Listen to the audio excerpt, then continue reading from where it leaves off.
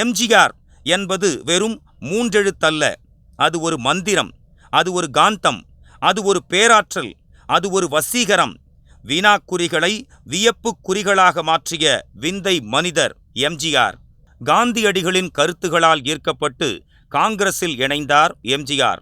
நாளடைவில் திராவிட அரசியல் மீது எம்ஜிஆரின் பார்வை விழுந்தது. திராவிட இயக்கங்கள் எழுச்சியுடன் இன்று வரை எழுந்து நிற்க அந்த பார்வைதான் அடித்தளமிட்டது. பேரறிஞர் அண்ணாவின் திராவிட அரசியல் எம்ஜிஆரை வெகுவாக ஈர்த்தது.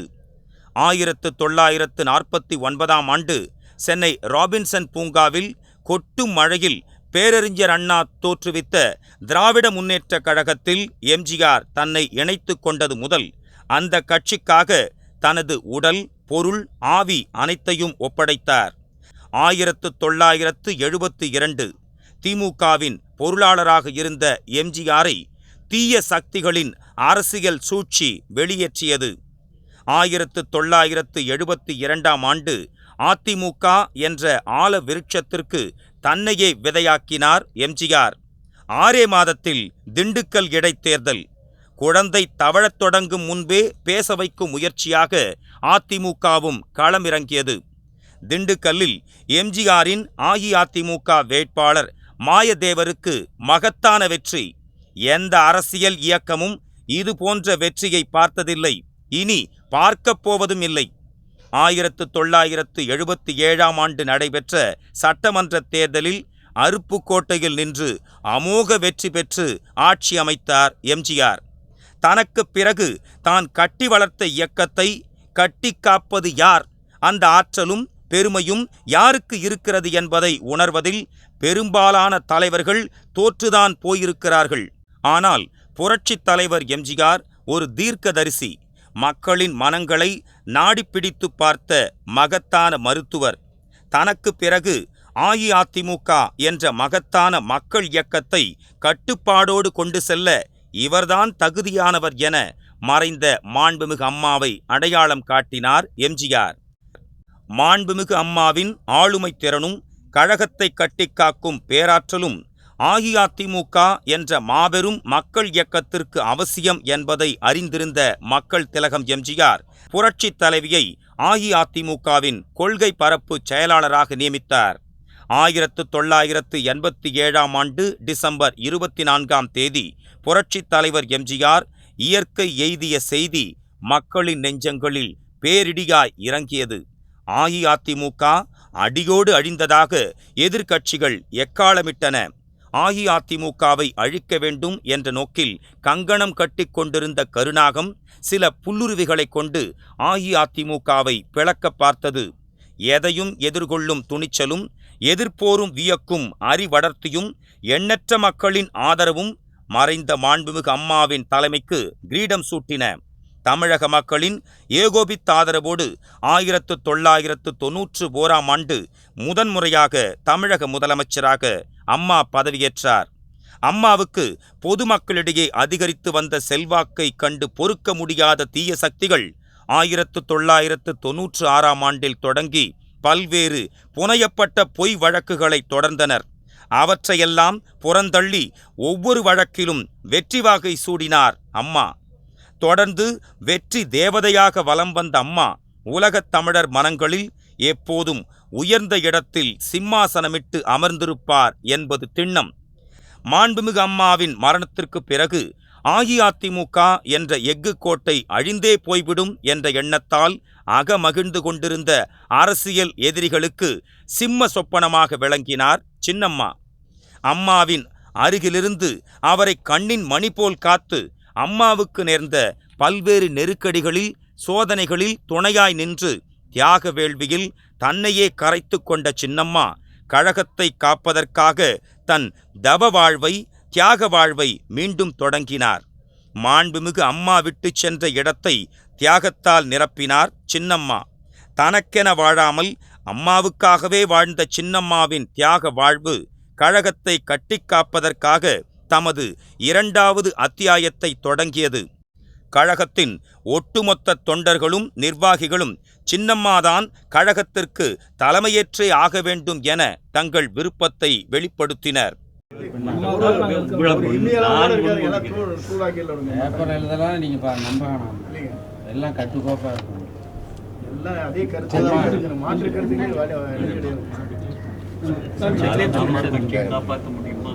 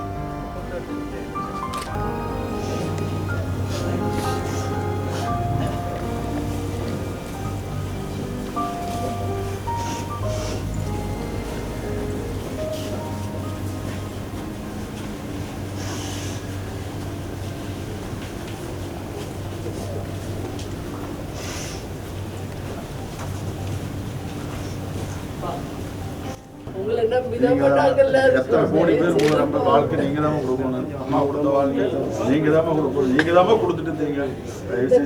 நீங்க இருக்கிற தைரியத்துல தான் போயிருக்காங்க. அந்த அம்மா போயிருக்காங்க, இந்த அம்மா இருக்குங்க.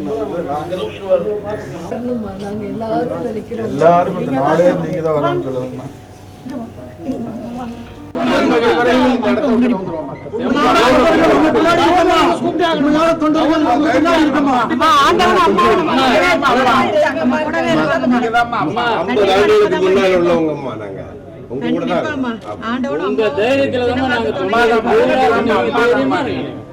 அம்மா தைரியமா இருங்கம்மா. அம்மா நீங்க தைரியமா இருங்க. நாங்க கட்சி தொண்டம் பூரா ஏழைங்க பூரா இருக்கிறோம். உண்மையான விசுவாசிகள் அம்மா தேனி நான் தேனி ஓடுந்து இருக்கோம்மா.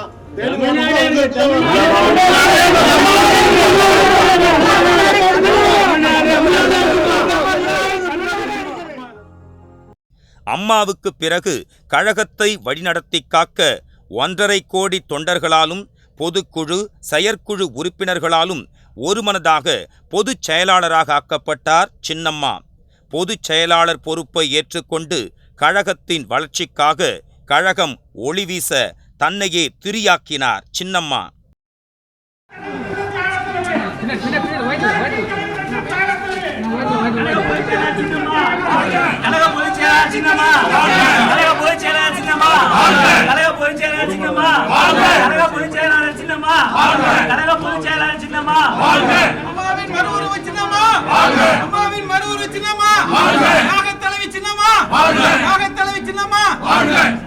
புரட்சி தலைவி தந்த தியாக தலைவி சின்னம்மா,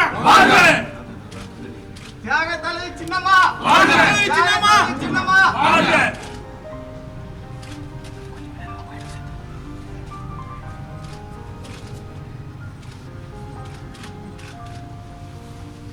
புரட்சி தலைவி அம்மாவின் ஒரே அரசியல் வாரிசு.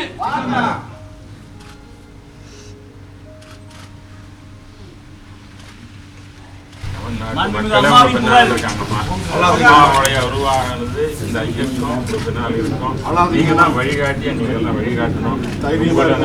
நாங்க இருக்கிறோங்க, நீங்க இல்லைன்னா நாங்க இல்லாம அம்மா எங்களை உருவாக்குறாங்க.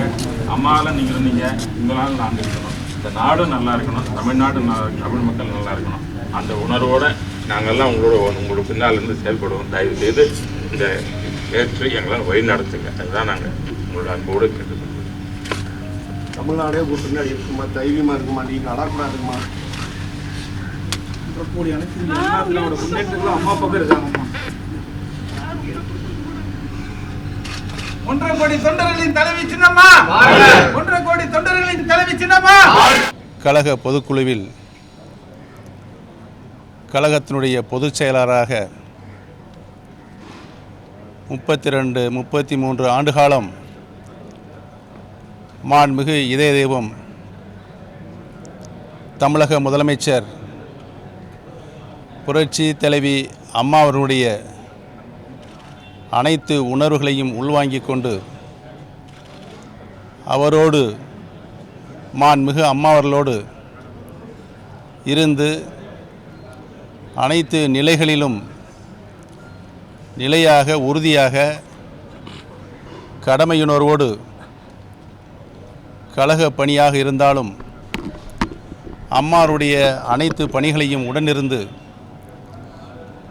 பணியாற்றியவர் மாண்புமிகு சின்னம்மா அவர்கள். கழக பொதுக்குழுவால் இயற்றப்பட்டு ஒருமனதாக தீர்மானம் நிறைவேற்றப்பட்டிருக்கின்ற மாண்புமிகு சின்னம்மா அவர்களை கழக பொதுச்செயலாளராக நியமனம் செய்யப்பட்டிருப்பதை மாண்புமிகு சின்னம்மா அவர்களும் முழுமனதோடு சம்மதம் தெரிவித்திருக்கின்றார்கள் என்பதை தெரிவித்துக் கொள்கிறேன். எதிரிகளை அறிந்து கொள்ளலாம், அவர்களது சூட்சமங்களை புரிந்து கொள்ளலாம்.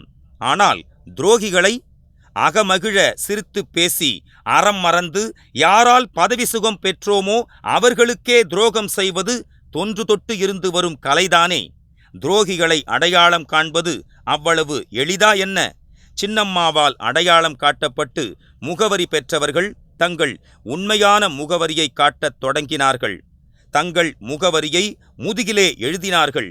அம்மாவிடமிருந்து அரசியல் கற்ற சின்னம்மா துரோகங்களை தூள் தூளாக்கும் சக்தி படைத்தவர் என்பது அவர்களுக்கு தெரியாது. துரோகங்கள் என்றும் வென்றதில்லை. சின்னம்மாவின் இந்த பிரகடனம் கழகத்தை காக்கும் அரணாகத் திகழும். அனைத்திந்திய அண்ணா திராவிட முன்னேற்ற கழகத்தை சேர்ந்த நீங்கள் அனைவரும் ஒற்றுமைதான் நமக்கு இப்போ முக்கியம். ஒற்றுமையாக இருந்து நாம் ஆட்சியை தொடர வேண்டும். உங்களுடைய ஒத்துழைப்பு மிக மிக அவசியம். நீங்கள் எல்லாரும் எனக்கு ஒற்றுமையா இருந்துட்டீங்கன்னா என்ன எந்த கூட்டுல அடைச்சாலும் என்னதான் அடைக்க முடியும், என் மனசை யாரும் அடைக்க முடியும். என்னுடைய நிலைகளை யாரும் நிறுத்திட முடியாது. என்னுடைய இருதயத்தில் உள்ள அனைத்து இந்திய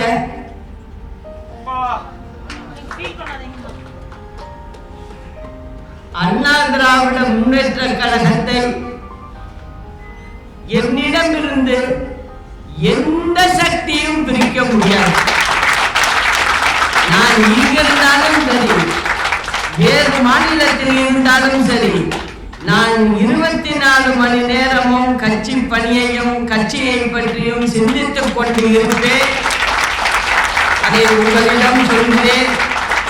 நாம் பட்டி தொட்டி எல்லாம் கூட்டங்கள் நடத்தி விவரமாக எடுத்து சொல்ல வேண்டும். இந்த கேஸை போட்டது நம்மளின் எதிரி கருணாநிதி. அந்த கருணாநிதி போட்ட கேஸுக்கு தான் இன்னைக்கு இந்த முடிவு. நல்ல வேலை அம்மா இல்லை, இதை நான் அனுபவிச்சுக்குவேன். அதை பற்றி பரவாயில்ல. நீங்க எல்லாம் ஒத்துமையா இருந்து இங்க தமிழ்நாட்டுல திமுகங்கிறது ஒண்ணு இருந்துச்சா அப்படிங்கிறத நம்ம செய்யணும். அதுக்கு நீங்கெல்லாம் உறுதியா இருந்து நீங்க எந்த காரணத்திலும் எந்த சமயத்திலும் மனசை விட்டுறக்கூடாது யாரும். அம்மாவின் மறைவுக்கு பிறகு ஒரு பக்கம் எதிரிகள், மறுபக்கம் துரோகிகள். இந்த சூழலில் கழகத்தை உறுதியாக காத்து சட்டமன்ற உறுப்பினர்களை அரவணைத்து எந்த சூழ்ச்சியும் வென்றிடாத வகையில் மீண்டும் அம்மாவின் ஆட்சியை கொண்டு வந்து தன்னால் அடையாளம் காட்டப்பட்ட ஒரு தலைமையை ஏற்படுத்தி எதிரிகளின் முகத்தில் கரி பூசினார் சின்னம்மா. கட்சிக்கு விசுவாசமா தான் உடம்புல உள்ள ரத்தம் கட்சியானது அப்படிங்கிறத நினைச்சு இருக்கிறவங்க யாரா இருந்தாலும் இந்த கட்சியில மேல வர முடியும் அப்படிங்கிறது அவரும் என்னோட சகோதரன் தான்.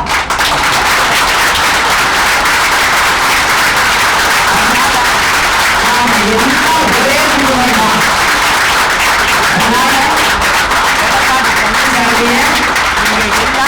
உங்களோட சகோதரனா நினைக்கிறேன். முதலமைச்சர் நினைச்சு நீங்க வளர்ந்து வேணா, உங்களோட சகோதரன் நினைச்சு நீங்க எல்லாம் அவருக்கு ஒத்துழைப்பு கொடுக்கணும்ன்றதா அன்போடு கேட்டுக்கிறேன்.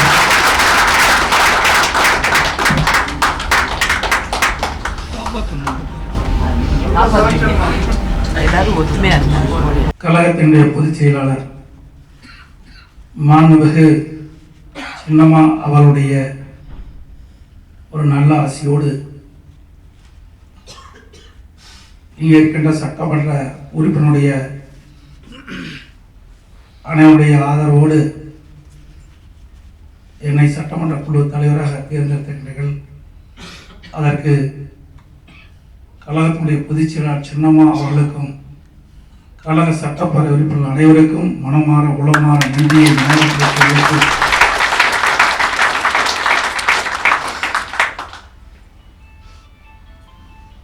தலைமை கழகத்தினுடைய நிர்வாகிகளே, சட்டமன்ற உறுப்பினர்களே, நாடாளுமன்ற உறுப்பினர்களே, அமைச்சர் பெருமக்களே, மதிப்புக்கு மரியாதைக்கு உரிய அண்ணன் டிடிவி அவர்களே, அனைவருக்கும் பணிவான வணக்கத்தை இந்த நேரத்தில் தெரிவித்து,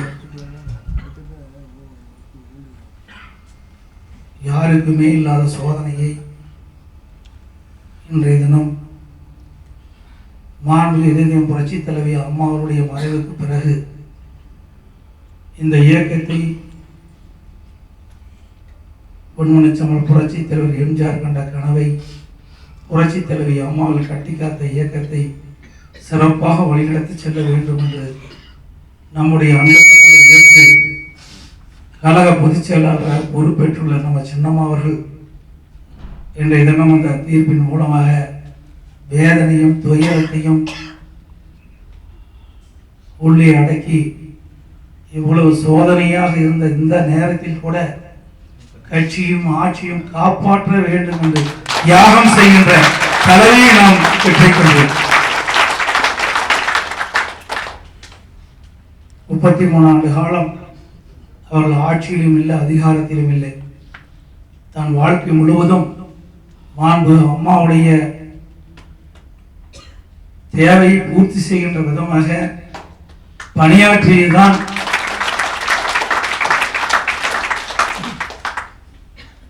ஆனால் வேறொருவராக இருந்தால், உதாரணத்துக்கு நம்மையே எடுத்துக்கொள்வோம், கட்சியிலே சேருவோம், ஒரு சில நாட்கள் கிடைத்த பதவியை கேட்போம், அதிகாரத்துக்கு வருவோம் என்று எண்ணுவோம். ஆனால் கழக பொதுச் செயலாளர் மதிப்புக்குரிய சின்னம்மா அவர்கள் 33 ஆண்டு காலம் ஆட்சியிலும் சரி கட்சியிலும் சரி எந்த பதவிக்கும் ஆசைப்படாமல்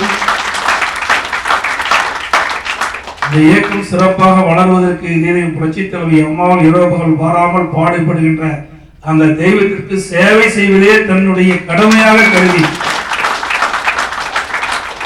நமக்கெல்லாம் இவ்வளவு பெரிய பாக்கியத்தை தந்திருக்கின்றார்.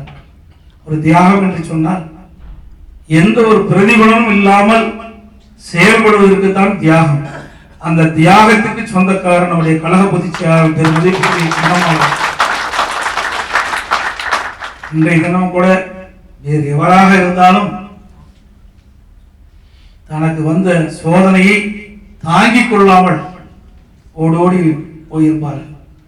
ஆனால் நம்முடைய கழக பொதுச் செயலாளர் பெருமதிப்புக்குரிய சின்னம்மா அவர்கள் பலவு சோதனைகளையும் வேதனைகளையும் துக்கத்தையும் துயரத்தையும் தாங்கிக் கொண்டு இங்கேயே காலையிலிருந்து நேற்றையே வந்து விட்டார்கள்.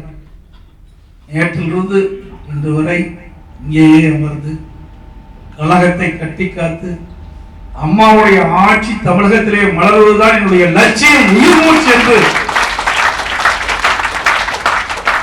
நமக்கெல்லாம் நல்ல பல கருத்துக்களை எடுத்து சொல்லி இங்கேயே இருக்கின்றார்.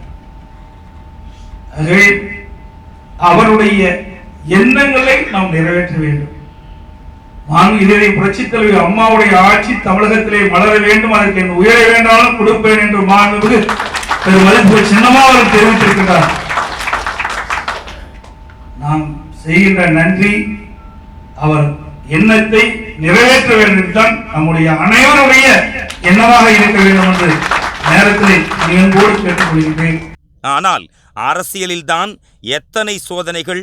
தியாக வாழ்க்கையையே தன் வாழ்க்கையாக்கிக் கொண்ட சின்னம்மாவுக்கு சோதனைகள் தொடர தான் வீழ்ந்தாலும் பரவாயில்லை, கழகம் வீழ்ந்துவிடக் கூடாது என்ற உயர்ந்த நோக்கத்தில் தான் இருந்து வழிநடத்த முடியாத ஒரு அசாதாரண சூழலில் கழக துணை பொதுச் செயலாளர் பொறுப்பை திரு டிடிவி தினகரனுக்கு வழங்கி கழகத்தை வழிநடத்தும் ஆலோசனைகளையும் நல்கினார்.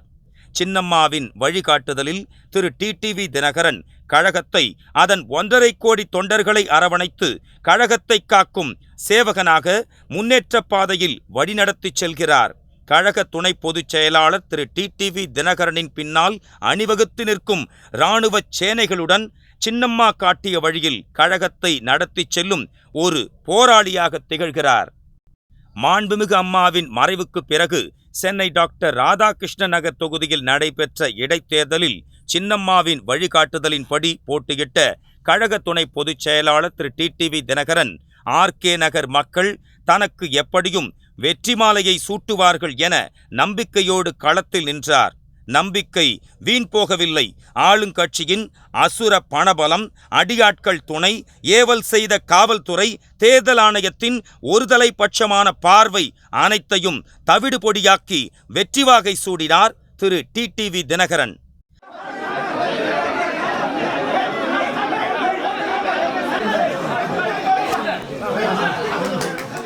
எதிரிகளின் கடும் விமர்சனத்தையும் எளிதாக கைக்கொள்ளும் லாவகம், பரபரப்பு, படபடப்பு என எதையும் காட்டாத பத்திரிகையாளர் சந்திப்பு, சிரித்த முகம், அதில் எப்போதும் சிந்தனையின் அறிகுறி.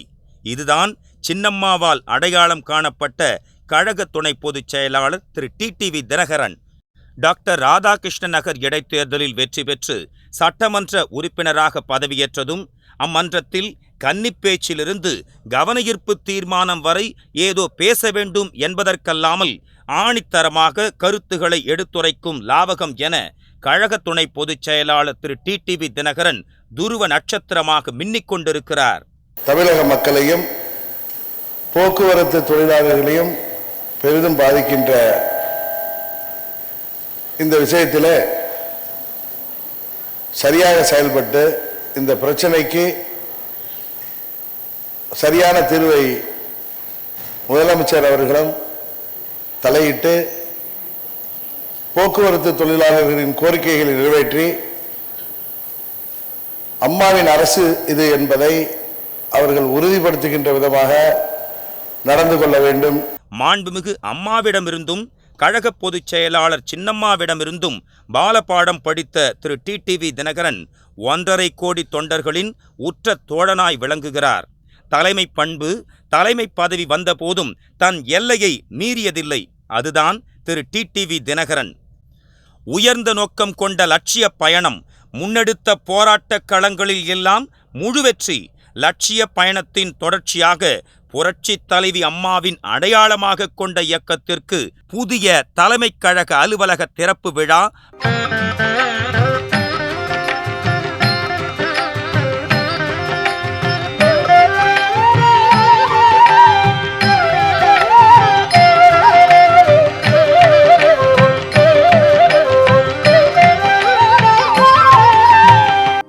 சின்னம்மாவின் வழிகாட்டுதலில் அணிவகுத்து நிற்கும் இராணுவ சேனைகளாக கழகத் தொண்டர்கள் கழகத்தை துரோகிகளால் தொட முடியாது என கர்ஜித்து சின்னம்மா காட்டிய வழியில் தங்கள் பயணத்தை தொடர்ந்து கொண்டிருக்கிறார்கள்.